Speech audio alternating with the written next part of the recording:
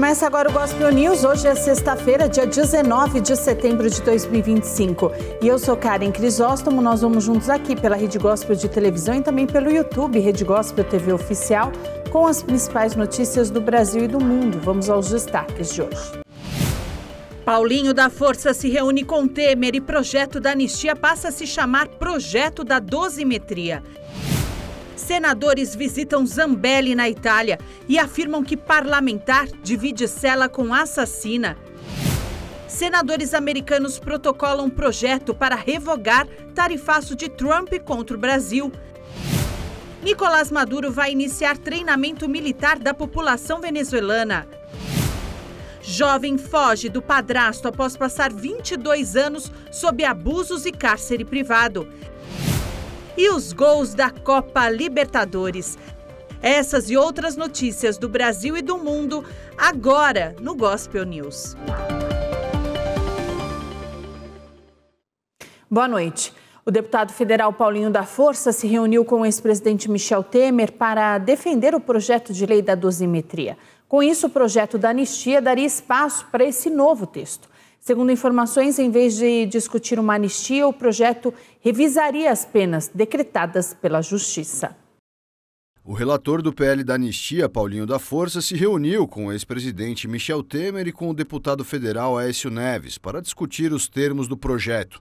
No encontro, foi apresentada a proposta de alterar o nome do PL do anistia para PL da dosimetria. Em vídeo publicado nas redes sociais, o deputado federal Aécio Neves afirmou que conceder anistia a criminosos que atentaram contra o Estado Democrático de Direito é inconstitucional e, por isso, mudar o nome do projeto é absolutamente adequado. Aécio destacou ainda que é preciso vencer essa pauta para que o país possa discutir outras agendas.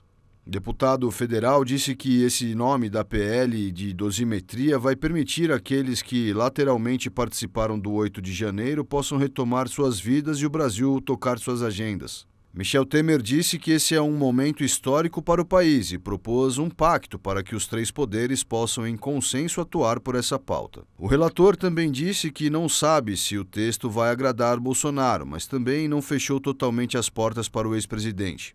Paulinho da Força afirmou que a anistia ampla, geral e restrita é impossível e declarou que vai buscar um texto de meio termo, que agrade gregos e troianos. Uma comitiva de senadores desembarcou na manhã de hoje em Roma, na Itália, para visitar a deputada federal Carla Zambelli. A parlamentar está presa desde julho após ter fugido do Brasil. Todo o custeio da viagem foi feito com dinheiro dos próprios parlamentares. Os senadores na comitiva são Flávio Bolsonaro, Damares Alves, Eduardo Girão e Magno Malta. Compõe a comitiva também o deputado Cabo Gilberto. Eles disseram temer pela segurança da deputada federal licenciada Carla Zambelli após visitá-la na prisão e defendem que ela cumpra a pena em prisão domiciliar. O grupo de parlamentares ficou por cerca de 2 horas na penitenciária feminina de Rebibbia, tempo máximo permitido. A visita foi liberada pela Justiça italiana e pelo diretor da penitenciária. O advogado Fábio Pagnosi e o marido de Zambelli, Antônio Aguinaldo de Oliveira, não entraram, pois estavam sem autorização. Damares disse temer pela segurança da deputada. Segundo os senadores, Zambelli divide cela com uma mulher condenada por assassinato e outras 2 que cumprem penas menores. O encontro com Zambelli ocorreu numa pequena sala vigiada por câmeras, mas sem microfone. Segundo o advogado italiano Giuseppe Bellomo, que acompanhou o grupo de brasileiros, nesta sala não ficam policiais, mas há monitoramento. A parlamentar está presa depois da condenação do STF por unanimidade. A primeira turma do STF condenou ela e o hacker Walter Delgatti pelos crimes de invasão de dispositivo informático e falsidade ideológica. A primeira-dama Janja da Silva desembarcou em Nova York e foi às compras. Ela aguarda a chegada do presidente Lula para participar da Assembleia Geral da ONU. A primeira-dama do Brasil chegou com antecedência a Nova York e resolveu ir às compras. Janja da Silva esteve em uma loja da marca japonesa acompanhada de 4 seguranças e outras 2 pessoas. Janja deve participar de reuniões relacionadas à COP30. Ao final dessa viagem, ela completará 145 dias fora do Brasil desde 2023, quando chegou ao Palácio do Planalto com Lula. Somente este ano, ela passou 42 dias no exterior, em 8 viagens internacionais. Em 2 delas, o presidente Lula não estava.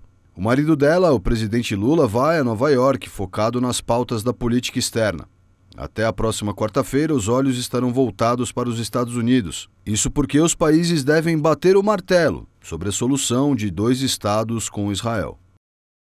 A ministra da Gestão, Esther Weck, afirmou em entrevista que o governo federal extinguiu entre 2023 e 2025 mais de 44 mil cargos públicos.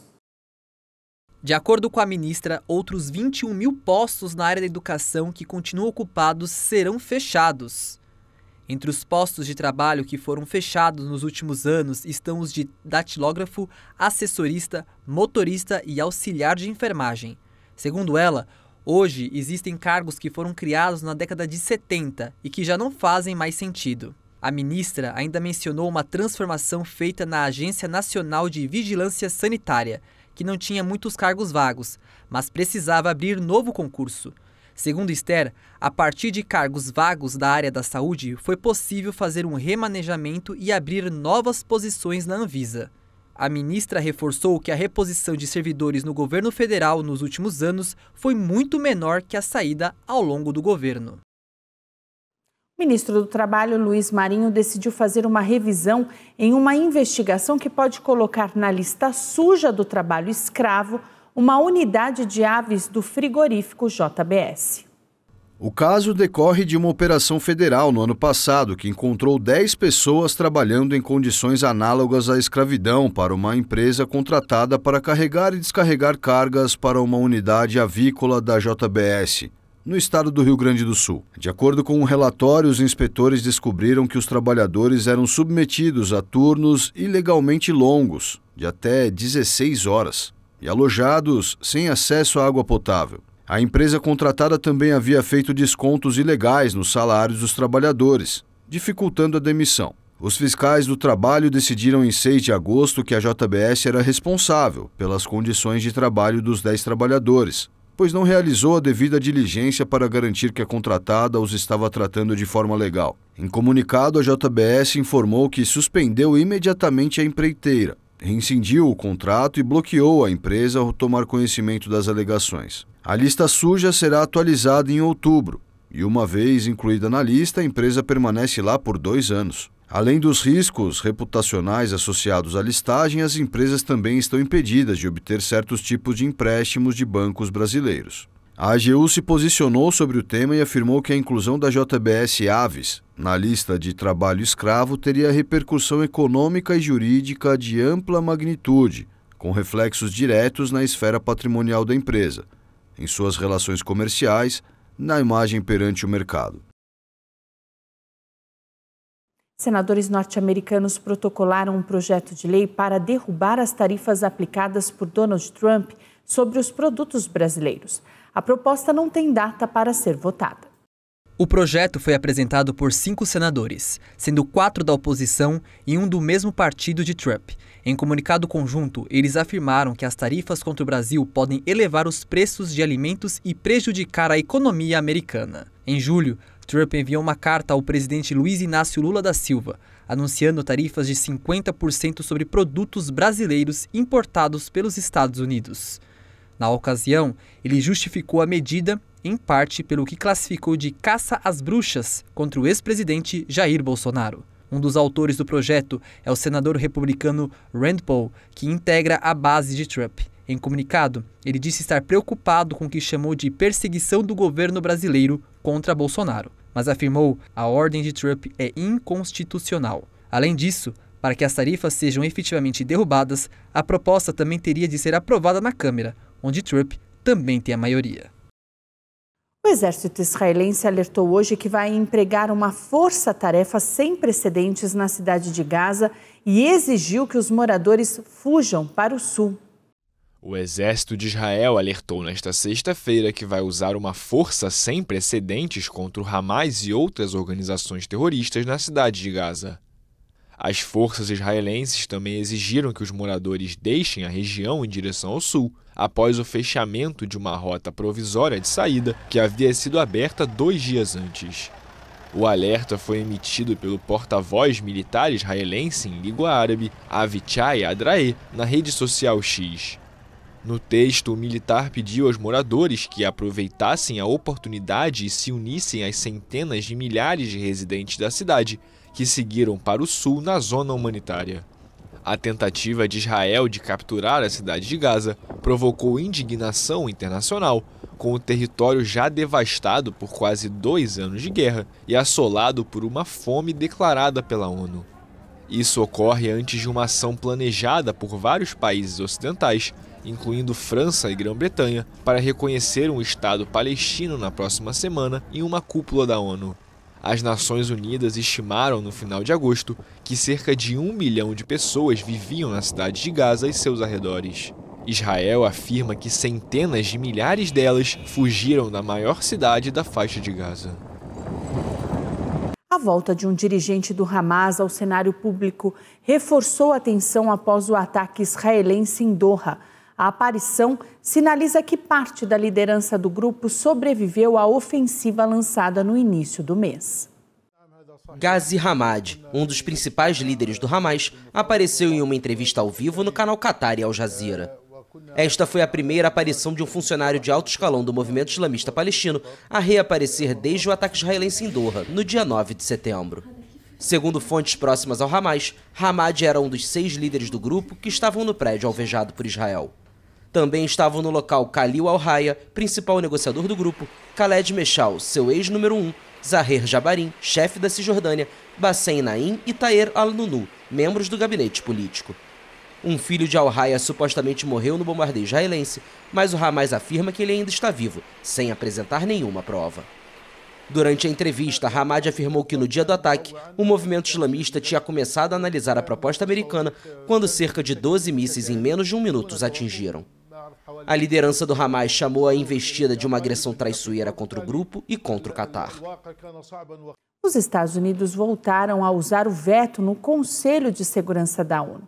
A enviada de Washington, Morgan Ortagus, justificou a decisão afirmando que a proposta de cessar-fogo em Gaza falha em condenar o Hamas e ignora o direito de Israel à defesa. Os Estados Unidos vetaram novamente nesta quinta-feira no Conselho de Segurança da ONU uma resolução de cessar-fogo na faixa de Gaza, blindando Israel, seu aliado, de uma significativa pressão diplomática. A enviada de Washington às Nações Unidas apresentou seus argumentos. U.S. opposition to this resolution will come as no surprise. A oposição dos Estados Unidos a essa resolução não será uma surpresa. Ela falha em condenar o Hamas ou reconhecer o direito de Israel de se defender e legitimiza erroneamente as narrativas falsas que beneficiam o Hamas, que tristemente encontra aceitação neste conselho. O Hamas é responsável por iniciar e continuar esta guerra. Israel aceitou os termos propostos que poderiam acabar com a guerra, mas o Hamas continua a rejeitá-los. Esta guerra poderia acabar hoje se o Hamas libertasse os reféns e depusesse as armas. Os outros 14 membros do Conselho de Segurança apoiaram a resolução, iniciada em agosto, em resposta à declaração oficial de fome extrema em Gaza pela ONU, após quase 2 anos de guerra entre Israel e o Hamas. O texto exigia um cessar-fogo imediato, incondicional e permanente em Gaza, respeitado por todas as partes, assim como a libertação imediata e incondicional dos reféns. Os Estados Unidos rejeitaram esta proposta em várias ocasiões, sendo a mais recente em junho, quando exerceu seu veto para apoiar Israel. O presidente dos Estados Unidos, Donald Trump, apresentou à Suprema Corte uma solicitação para destituir a governadora do Banco Central do país. O presidente americano Donald Trump apresentou à Suprema Corte, nesta quinta-feira, sua solicitação para destituir a diretora do Banco Central dos Estados Unidos, Lisa Cook.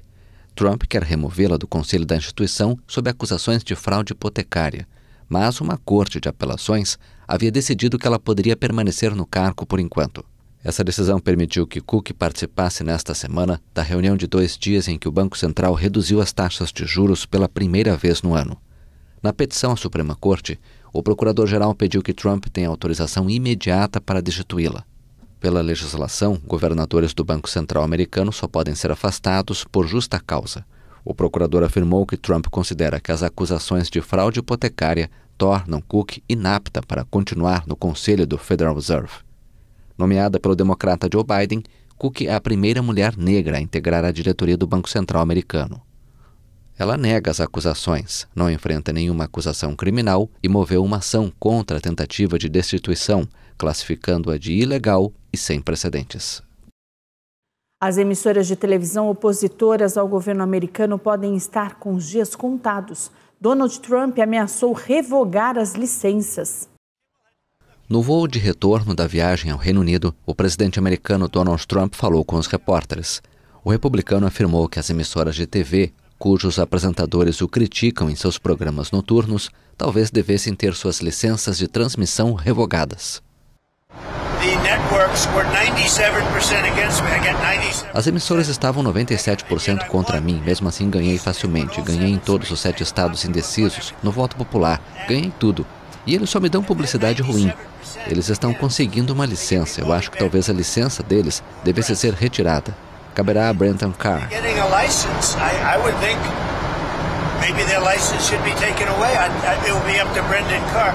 Brendan Carr é a chefe da Comissão Federal de Comunicações.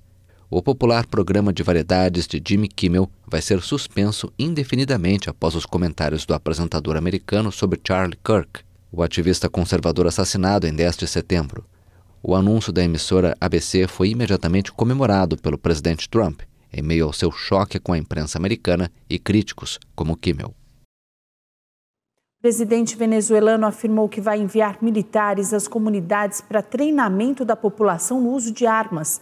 A medida foi anunciada em meio à escalada da tensão com os Estados Unidos. O presidente da Venezuela, Nicolás Maduro, disse nesta quinta-feira que enviará militares às comunidades para treinamento da população no uso de armas, em meio à escalada da tensão com os Estados Unidos pelo envio de navios de guerra ao Caribe. Maduro, que acusa o governo americano de querer invadir a Venezuela, convocou há algumas semanas os voluntários alistados na milícia, um corpo armado formado por civis, para que treinassem nos quartéis. No próximo sábado, 20 de setembro, os quartéis, a Força Armada Bolivariana, vai até o povo, vai às comunidades para colocá-los para revisar, para ensinar a todos os que se alistaram, homens e mulheres, no manuseio do sistema de armas, afirmou Maduro. Na quarta-feira, a Força Armada Nacional iniciou 3 dias de exercícios militares na ilha caribenha de La Ortila, a cerca de 65 quilômetros do continente. Essa é a mobilização militar mais ostensiva ordenada por Maduro desde que, há um mês, os Estados Unidos enviaram uma frota naval ao Caribe, sob a alegação de combater o narcotráfico. Desde o início de setembro, os Estados Unidos eliminaram 3 embarcações que supostamente traficavam drogas, com um saldo de 14 mortos, segundo o presidente Donald Trump. Seu governo acusa Maduro de laços com o narcotráfico e ofereceu uma recompensa de $50 milhões por sua captura. No próximo bloco, corpos de homens que saíram para cobrar dívidas são encontrados no Paraná. E criminosos invadem casas em bairro nobre de São Paulo e fazem moradores reféns.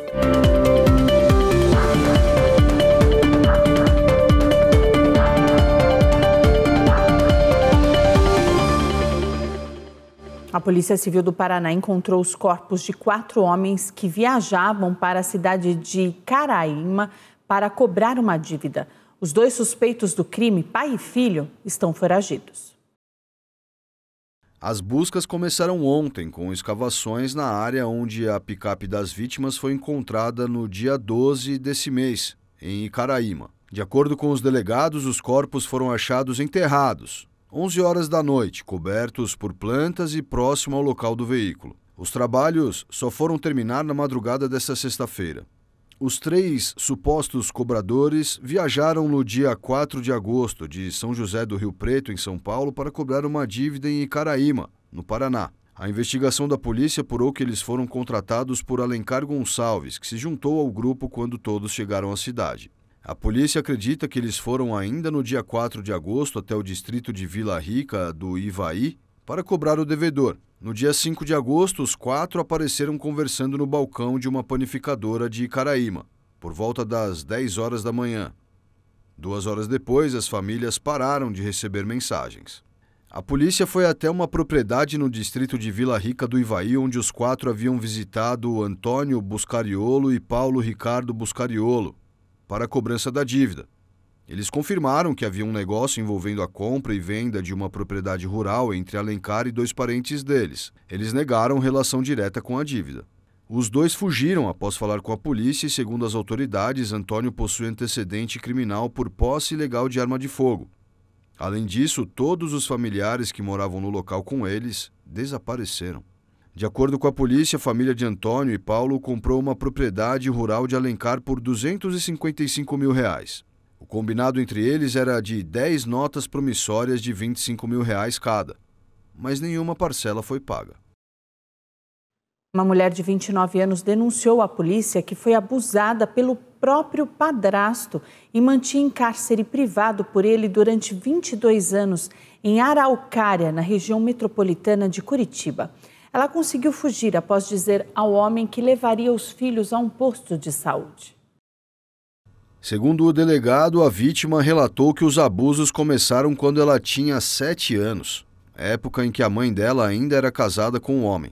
Ele afirmou que aos 15 anos a vítima engravidou e então o homem se separou da mãe dela e a obrigou a manter um relacionamento com ele. Segundo os delegados, eles tiveram 3 filhos. Ainda conforme o delegado, o homem também obrigava a vítima a se relacionar com outros homens e registrava os abusos em vídeo. De acordo com a corporação, enquanto a mulher estava na delegacia, o suspeito ligou mais de 30 vezes e mandou mais de 15 mensagens de áudio, sendo que algumas continham ameaças. Então a polícia foi até a casa onde o homem estava e realizou a prisão em flagrante. No celular do suspeito foram encontrados vídeos de abusos. Segundo a polícia, o agressor controlava a vítima emocionalmente para mantê-la em cárcere privado. A vítima também sofria agressões físicas e era monitorada por câmeras espalhadas pela casa. A polícia informou que o homem vai ser investigado por estupro de vulnerável, privação de liberdade, violência psicológica e dano emocional. Um grupo de criminosos invadiu na madrugada de hoje diversas casas na região do Morumbi, na zona sul de São Paulo, e apavorou moradores. Durante uma tentativa de assalto, houve troca de tiros com a polícia. A madrugada desta sexta-feira para os moradores do Morumbi não foi fácil. Um grupo de criminosos invadiu residências espalhando caos e medo pela região. Moradores de 2 casas foram mantidos reféns. Em um dos casos, o sequestro terminou só por volta das 7 horas da manhã, quando a polícia militar conseguiu prender o assaltante. Os ladrões primeiro invadiram uma creche municipal, na divisa com a Vila Sônia, de onde planejavam acessar as casas de um condomínio fechado. Mas os vizinhos viram a movimentação e chamaram a polícia. O caso foi encaminhado para o Departamento Estadual de Investigações Criminais, já que os criminosos são suspeitos de integrar uma quadrilha com atuação em vários bairros da cidade. Uma criança de 8 anos que teve parte de um dedo amputado em um brinquedo escolar ganhou o direito de receber R$100 mil em indenização por danos morais e materiais por parte da Prefeitura de São Paulo. A decisão pede também o pagamento vitalício de uma pensão no valor de 10% de um salário mínimo. A decisão da primeira Câmara de Direito Público reconheceu falha na fiscalização da escola e negligência na manutenção do equipamento. O acidente aconteceu em agosto de 2022, durante o intervalo das aulas. A estudante brincava no gira-gira que estava em mau estado de conservação, travado com um pino de metal e cadeado improvisados. Os documentos apontam que o brinquedo estava superlotado. Câmeras de segurança registraram que não havia funcionários próximos no momento do acidente. A gravação também desmentiu a versão da prefeitura de que a aluna havia sido advertida sobre a forma correta de uso do brinquedo. A menina introduziu o dedo em um dos orifícios do brinquedo, sem proteção adequada, e sofreu lesão no dedo. Ela chegou a ser socorrida, mas o reimplante não foi possível. Na contestação, a Prefeitura de São Paulo negou ter responsabilidade pelo acidente e alegou que a utilização de qualquer brinquedo envolve algum tipo de nível de risco às crianças e que não é possível exigir do município a prevenção absoluta de todos os incidentes. Segundo o laudo, a perda parcial do dedo compromete a amplitude de movimentos, a destreza manual e a capacidade para atividades que exigem escrita e manipulação fina, gerando incapacidade laboral parcial e permanente, o que justificou a concessão de pensão vitalícia. Em nota, a Prefeitura de São Paulo, por meio da Procuradoria-Geral do município, disse que o processo ainda não transitou em julgado e que o município ainda não foi intimado desta decisão. Um policial militar, a Paisana, interveio em uma tentativa de roubo na zona leste de São Paulo e matou um suspeito de 16 anos. Outro envolvido, de 22 anos, também foi atingido. Ele está internado no Hospital Municipal Professor Doutor Alípio. Um simulacro de arma de fogo foi apreendido na ação. E a Prefeitura de São Paulo passou 12 terminais de ônibus para a administração privada. O contrato tem validade de 30 anos e 3 bilhões de reais previstos. A expectativa é que a nova gestão privada melhore a infraestrutura como banheiros, acessibilidade, limpeza e manutenção, pontos que recebem muitas críticas dos passageiros. Entre os terminais que integram o chamado Lote Leste estão os de Cidade, Tiradentes e Carrão. A Prefeitura também inclui na lista o Terminal Sacomã, na Zona Sul, e o Dom Pedro, no centro. O contrato tem validade de 30 anos e um valor total próximo de 3 bilhões de reais. A empresa responsável deve receber aproximadamente 8 milhões de reais por mês. Um homem acusado de assassinar o vereador de São Gonçalo, Aldecir Maldonado, foi condenado a 24 anos de prisão em regime fechado. Lucas da Silva Portela, conhecido como Sucesso, tinha sido preso pouco mais de um mês após o crime, em novembro de 2023. Aldecir Maldonado deixou esposa e 3 filhas. E a seguir, a NASA mostra nova ilha que surgiu no Alasca após derretimento de geleira e a vitória do Flamengo na Copa Libertadores.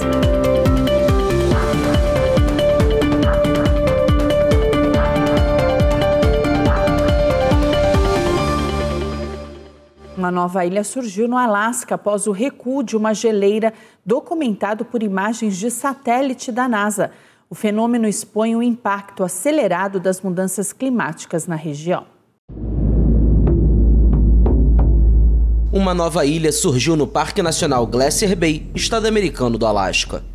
Nesta quinta-feira, o Observatório da Terra da NASA, a Agência Espacial dos Estados Unidos, compartilhou um vídeo que comprova a afirmação. Lado a lado, sobrepostas, 2 imagens de satélite. À direita, uma de 6 de agosto de 2025 e à esquerda, uma de 5 de julho de 1984. Nos mais de 40 anos, a montanha Pronobe deixou de ser cercada pela geleira Alsek e agora está totalmente banhada pelo lago Alsek. De acordo com os pesquisadores, a separação ocorreu em algum momento entre 13 de julho e 6 de agosto. O monitoramento feito pela NASA indica que ambos os braços da geleira Alsek recuaram mais de 5 quilômetros desde 1984. Nas últimas décadas, o derretimento acelerou significativamente à medida que a temperatura aumenta, fenômeno que muitos cientistas atribuem à atividade humana, gerando mudanças climáticas.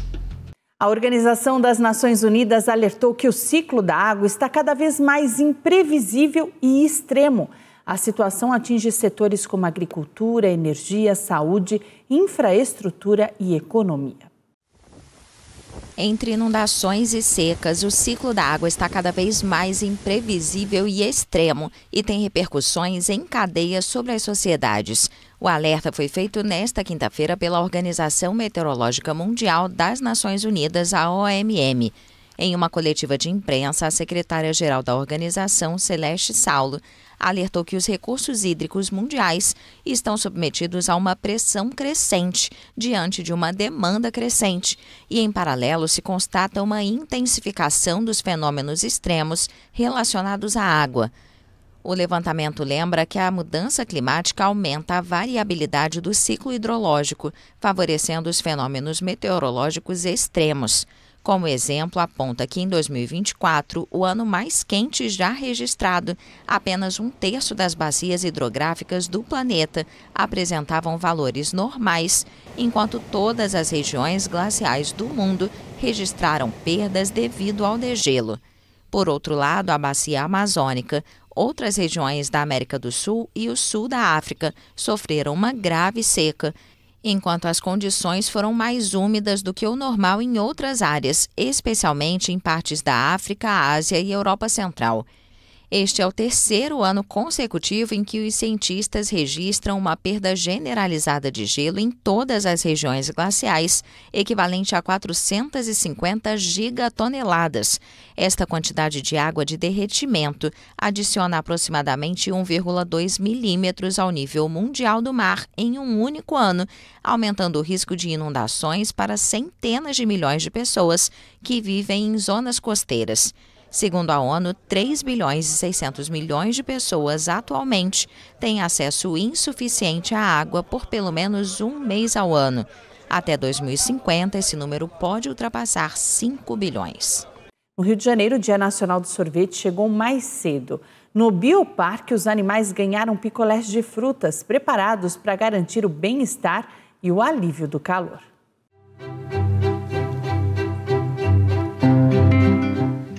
Faltando menos de uma semana para o Dia Nacional do Sorvete, comemorado todo 23 de setembro, a direção do Bioparque do Rio de Janeiro resolveu antecipar os festejos. Nesta quinta-feira, animais que fazem parte da atração localizada na Quinta da Boa Vista, em São Cristóvão, tiveram um dia especial. Portanto, são alimentos que não fazem mal aos animais e que, logicamente, trazem a eles uma condição de conforto e bem-estar maior.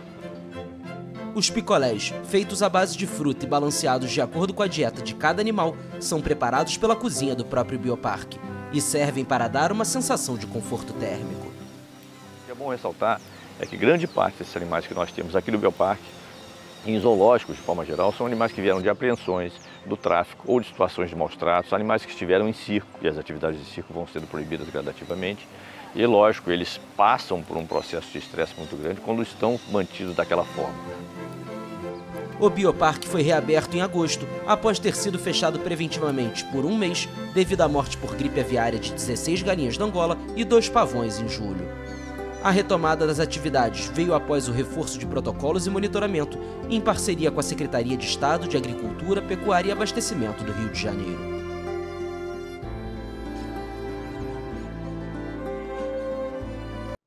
O fabricante chinês de carros elétricos Xiaomi anunciou nesta sexta-feira que vai corrigir de forma remota uma falha no sistema de direção em mais de 110 mil veículos.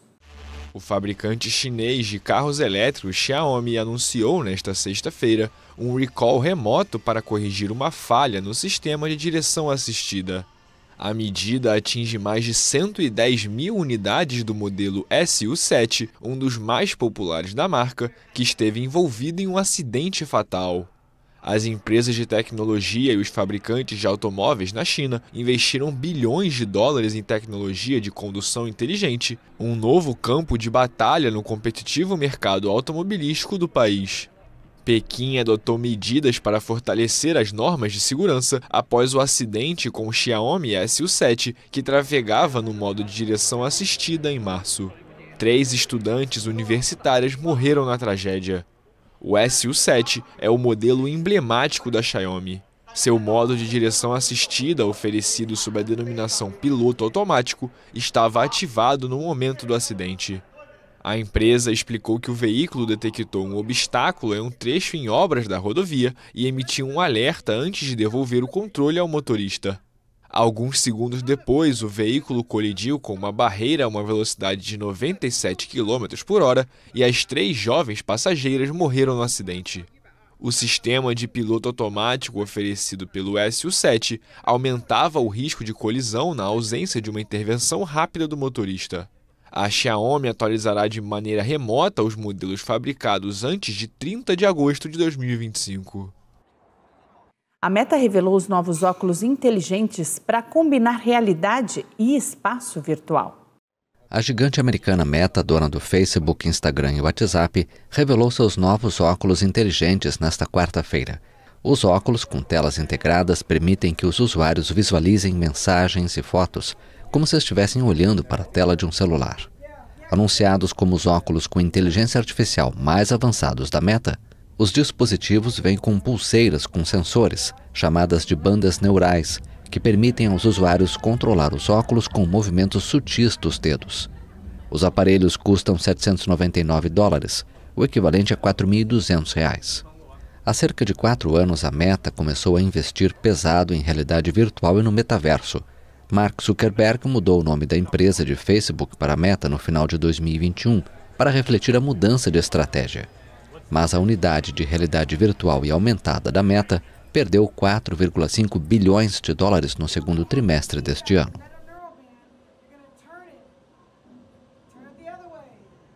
A Espanha retomou o topo do ranking da FIFA, derrubando a Argentina para a 3ª posição. A lista atualizada trouxe ainda o Brasil no pior posto em quase uma década e a volta da Itália entre as 10 melhores seleções do mundo. Mudanças no ranking da FIFA. A seleção espanhola voltou a liderar a lista, divulgada nesta quinta-feira, tomando o lugar que até então era da Argentina. A queda da albiceleste foi direto para a terceira posição, superada também pela França. Fecham o top 5 Inglaterra e Portugal. O Brasil, que na última atualização, no dia 10 de julho, era o 5º colocado, agora está na 6ª posição, a pior nos últimos 9 anos. A grande novidade entre as 10 melhores seleções de futebol do mundo é o retorno da Itália ao seleto grupo.